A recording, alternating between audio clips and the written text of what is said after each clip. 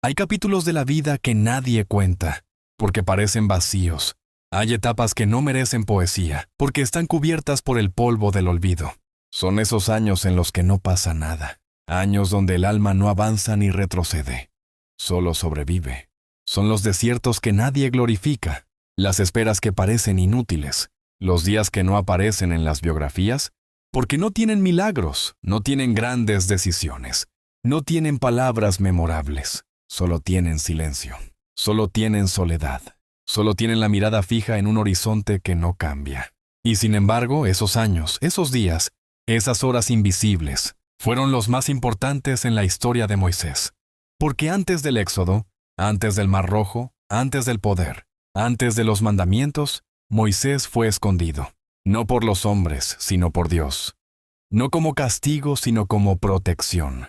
No como olvido, sino como Moisés no nació esclavo, pero su historia comenzó entre cadenas. Fue rescatado de las aguas, como un niño entre la muerte y la promesa. Su vida desde el inicio fue una paradoja. Hebreo, pero criado como príncipe. Extranjero en su propia casa, ajeno a su propio pueblo. Esa contradicción marcó su alma. No era egipcio, pero tampoco era esclavo. No era hijo del palacio, pero tampoco era uno más en el pueblo de Israel. Era alguien entre dos mundos. Y eso, en la historia espiritual, siempre significa que Dios va a usarlo. Pero antes de hacerlo, Dios lo esconde.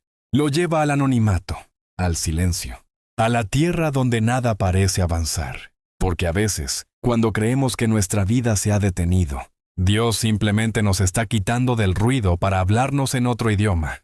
El idioma del alma vacía, el idioma del tiempo largo, el idioma del fuego lento. Moisés mata a un egipcio. Un acto de impulso, de justicia humana, de desesperación. Y entonces huye, no porque sea débil, sino porque todavía no está listo. El desierto lo recibe como recibe a todos los que Dios va a usar. Sin explicaciones, sin mapas, sin promesas. El desierto no le da poder, le da olvido.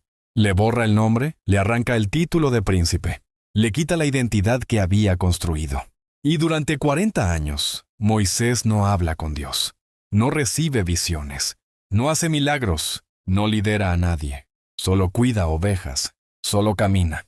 Solo espera sin saber qué está esperando.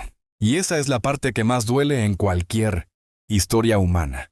Cuando tu alma sabe que nació para algo grande, pero todo a tu alrededor es pequeño. Cuando sientes fuego por dentro, pero todo a tu alrededor es rutina. Cuando sabes que fuiste hecho para luchar, pero Dios te pide que aprendas a callar. El alma humana no fue diseñada para esperar. Sin entender, la mente se agita cuando no hay respuestas. El orgullo se quiebra cuando la vida se vuelve pequeña. Moisés pasó de tener siervos a ser un siervo. Pasó de habitar palacios a dormir entre piedras. Y en ese cambio brutal no hubo revelación, no hubo ángeles, no hubo sueños. Hubo soledad, hubo polvo, hubo años sin gloria. Y, sin embargo, ese fue el escenario que Dios eligió para formar al libertador de su pueblo. Porque Dios no trabaja con la imagen externa. No le importa cuánto brillaste ayer. No le impresiona tu pasado. Él va al fondo, a lo que nadie ve, a lo que tú mismo intentas ignorar. Y para eso necesita esconderte, para que dejes de actuar, para que dejes de probar que eres útil, para que descubras que tu valor no está en lo que haces, sino en lo que Él quiere hacer contigo. En el desierto no hay aplausos, no hay validación externa, no hay logros medibles. Hay un tiempo crudo donde cada paso parece una repetición del anterior. El cielo es el mismo, el paisaje es el mismo, el rebaño no cambia, y tú te preguntas si estás perdiendo la vida, si acaso tomaste el camino equivocado, si tal vez Dios ya no cuenta contigo. Pero es justo ahí, en ese eco sin respuesta, donde Dios comienza a rasgar tu alma, donde el orgullo ya no tiene fuerza para sostenerte, donde ya no puedes vivir de tu historia pasada ni de tus sueños futuros, donde el presente es lo único real y tú tienes que aprender a vivirlo con humildad. Ahí Dios trabaja con lo que no se ve. Cambia tu ritmo, derrite tus expectativas, mata tus urgencias, no porque no quiera usarte, sino porque quiere que estés listo para no depender del uso. Dios quiere que aprendas a caminar sin necesidad de ser visto. Moisés en el desierto aprendió a escuchar la voz del silencio. Aprendió a guiar ovejas antes de guiar personas.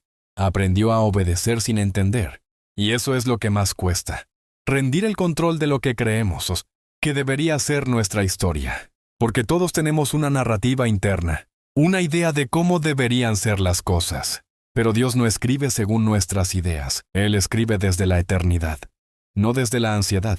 Y por eso es que sus tiempos duelen. Porque no encajan en nuestro reloj. Porque rompen nuestros planes. Porque aplazan nuestras metas. Pero en esa ruptura hay formación. En esa espera hay raíces. En ese olvido hay revelación. Dios no se olvidó de Moisés. Solo lo estaba enterrando para que diera fruto a su tiempo. 40 años. Es demasiado para el alma impaciente. Es una eternidad para quien quiere respuestas. Pero es el tiempo perfecto para que el corazón humano se vacíe de sí mismo. En el desierto, Moisés ya no era príncipe. Ya no era líder. Ya no era nadie. Solo era un hombre cuidando rebaños en tierra ajena. Y ahí, justo ahí, Dios lo llama. No cuando estaba fuerte, no cuando estaba listo. Lo llama desde una zarza que arde pero no se consume. Un fuego que no devora pero que transforma. Ese es el fuego de Dios. El que aparece cuando ya no esperas nada. El que prende cuando ya no estás buscando protagonismo. El que arde sin espectáculo. Dios habla cuando ya no necesitas escucharlo para sentirte importante. Dios llama cuando ya no necesitas el llamado para sentirte valioso. Y cuando Dios llama, lo hace con preguntas. Moisés escucha su nombre, pero también escucha un mandato. Quítate las sandalias porque el lugar que pisas es santo. Es decir, deja tu historia. Deja tu pasado. Deja tu orgullo. Ponte vulnerable. Reconoce que tú no hiciste de este lugar algo sagrado, sino que Dios ya estaba aquí antes que tú. Esa es la verdadera humildad. Descubrir que no llegas a un lugar para hacer historia, sino que llegas donde Dios ya estaba obrando y tú simplemente te unes. Moisés fue preparado durante 40 años no para mandar, sino para obedecer. No para ser el héroe, sino para ser el siervo. Y ese cambio de enfoque es el corazón del llamado verdadero. Porque cuando Dios llama, no busca estrellas. Busca vasos vacíos. Busca corazones quebrantados. Busca hombres y mujeres que no necesiten el escenario para sentirse plenos. Cuando Moisés se resiste al llamado, no lo hace por rebeldía, sino por miedo. Ya no creer en sí mismo. Ya no se ve capaz. Ya no se siente digno. Pero es justamente eso lo que lo hace apto. Porque la seguridad que proviene de uno mismo es frágil. Pero la que proviene de Dios es invencible. Moisés tuvo que morir a su versión anterior para que Dios pudiera usarlo sin destruirlo. Porque el poder sin carácter quema. La autoridad sin humildad corrompe. Dios no necesita tu talento si tu alma no ha sido pulida por el desierto. El llamado llega cuando has sido vaciado de tus propias ideas y cuando ya no necesitas impresionar a nadie. Ahí comienza el verdadero ministerio. No cuando te sientes fuerte, sino cuando sabes que sin Él no puedes. La historia de Moisés no comenzó en el monte Sinaí ni en el palacio de Egipto. Comenzó en la nada, en el anonimato, en la monotonía de un desierto sin testigos. Y eso es lo que nos cuesta aceptar, que los grandes comienzos de Dios suelen estar escondidos. Que el silencio de hoy puede ser la preparación para la palabra de mañana. Que el desierto no es un castigo, sino un laboratorio.